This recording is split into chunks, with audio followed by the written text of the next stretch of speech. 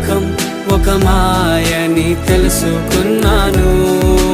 ఏది నా సొంతం కాదనుకున్నాను.